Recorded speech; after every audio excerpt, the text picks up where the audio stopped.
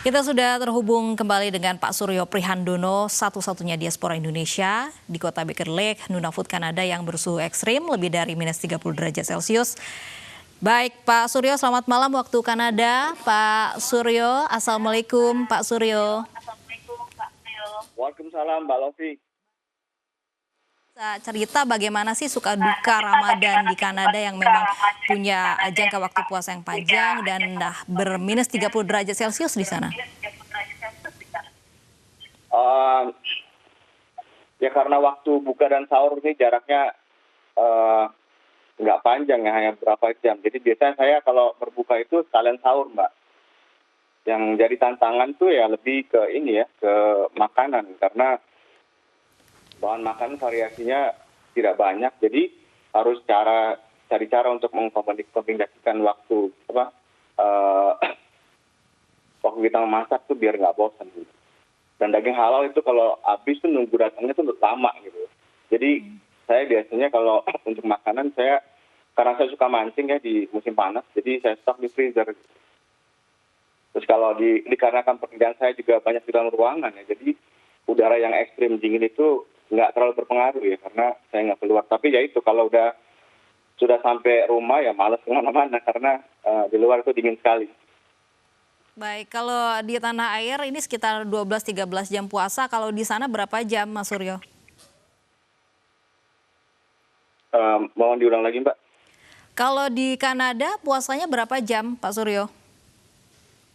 Oh, kalau di Nunavut terutama, Nunavut puasa lebih dari 20 jam, Mbak, sehari.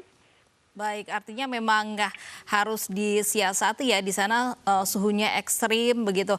Nah, kalau saat pandemi seperti ini berbeda tidak Ramadan di Nunavut untuk tahun ini?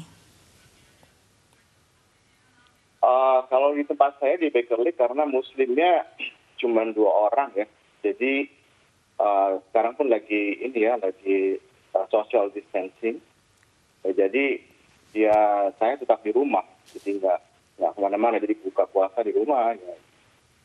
Sahur juga sekalian di rumah juga, tarawihnya juga di rumah. Karena kita nggak bisa kemana-mana juga, Mbak. Baik, rindu tidak dengan keluarga begitu, karena memang di sana teman muslimnya hanya satu-satunya ada orang Bangladesh di sana ya, keluarga juga jauh Pak Suryo ya. Bagaimana melepas rasa rindu? Iya, sebenarnya sih ya waktu di Calgary aja, kita tinggal di Calgary sebelumnya. Keluarga sekarang masih di Calgary semuanya ya, Mbak. Jadi waktu kita tinggal di Calgary, di mana makanan itu gampang didapat dan suhu juga nggak terlalu dingin, itu aja kita tetap merindukan suasana Ramadan di Indonesia ya. Di mana kami bisa mendengarkan suara azan, gampang pergi ke masjid, bisa puasa bareng dengan teman-teman dan keluarga gitu. Variasi makanan menu berbuka dan takjilnya juga banyak. Jadi di Nunavut ini ya, perasaan rindu itu lebih besar, sangat besar. Nggak? Saya juga pengennya sih bisa tiap tahun itu pulang ke Indonesia. Kalau misalnya dengan keluarga di Calgary, biasanya saya telepon hampir setiap hari dengan istri saya, dengan anak-anak. Jadi saya monitor terus perkembangan mereka di Calgary. Nah, kalau di Nunavut sendiri ini populasinya di sana seberapa banyak dan jarak dari Nunavut dengan Kutub Utara itu seberapa jauh? Populasi di Baker Lake itu sendiri ada 1.500 orang. Total di Nunavut itu ada 35.000 jiwa. Nah, kota yang terdekat ke Kutub Utara itu satu-satunya ada di Nunavut, Kanada ya. Itu nama kotanya Alert. Itu nggak jauh, sekitar 870 km dari sumbu kutubnya, Mbak. Dan sebagian besar kota-kota di Nunavut ini di dalam lingkaran Arktik ya, di Arctic Circle. Jadi udah biasanya kan kalau latitude 60 itu udah termasuk Arctic Circle, itu udah bisa disebut dalam Kutub Utara. Baik, nah kalau untuk aktivitas Ramadan, karena memang muslimnya sangat minoritas sekali di sana, apakah ada kegiatan Islam ketika bulan Ramadan di Nunavut khususnya, Pak Suryo?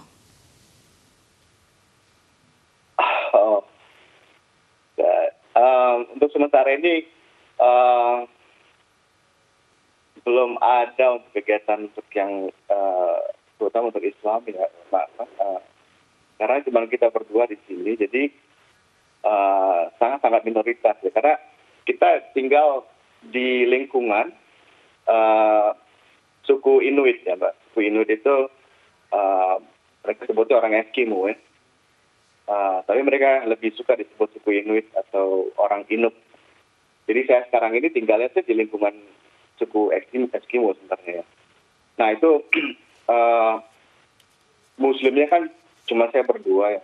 Jadi boro-boro untuk aktivitas Ramadan, untuk kita mau Jumatan juga kadang susah kan, untuk aktivitas yang seperti itu agak susah. Tapi kalau saya pribadi, maksudnya individual sholat itu nggak ada masalah kalau di kantor. Baik, artinya memang Nggak ada masalah. tidak ada aktivitas Islam di sana. Nah, sudah lama tidak pulang ke tanah air, apa mungkin yang paling dirindukan Pak Suryo Ramadan di tanah air? Ya itu tadi yang saya bilang, pengen karena kalau di Indonesia kan kita rindu dengan suara azan, gampang ke masjid, gitu kan, terus buka puasa bareng sama teman-teman, sama keluarga besar, itu yang paling saya rindukan dan keluarga bisa berramadan atau berpuasa di tanah air. Ada makanan mungkin yang nggak Ramadan gitu yang paling dirindukan ketika memang nggak puasa ini, Pak Suryo? Oh, biji salak, Mbak. Baik Biji kan. salak, terus Karena banyak iya, betul, banyak kuliner terus, yang dirindukan ya, tidak kelapa ada ya. di sana. Oh iya, ini, pengen sekali tuh, Mbak. Baik, oke. Terakhir Pak Suryo, ini ada tidak pesan atau tips mungkin untuk teman-teman yang berencana bekerja atau merantau ke daerah Kutub Utara ini?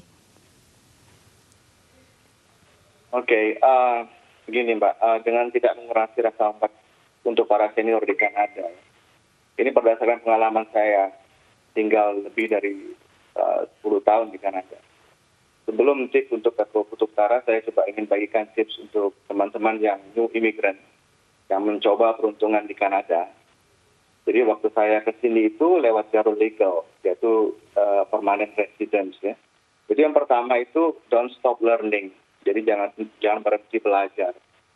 Belajar itu bisa dalam berbagai cara ya, seperti meningkatkan kemampuan berbahasa Inggris, Perancis, dan sampai sekarang pun itu saya masih ambil ujian sertifikasi ya Mbak, internasional untuk sesuai bidang saya.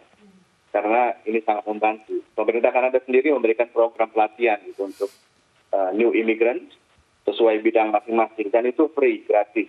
Ongkos pun kita dikasih sama pemerintah. Saya pernah ikut program itu waktu saya landed pertama kali, itu selama 6 bulan. Dan itu sangat-sangat membantu saya untuk mendapat pekerjaan di Kanada sesuai dengan bidang saya. Yang kedua, itu jangan minder, Mbak. Baik. Kemampuan kita tuh sama, atau mungkin lebih bagus kan orang-orang dari orang asing. Dan yang ketiga, itu jangan gampang menyerah.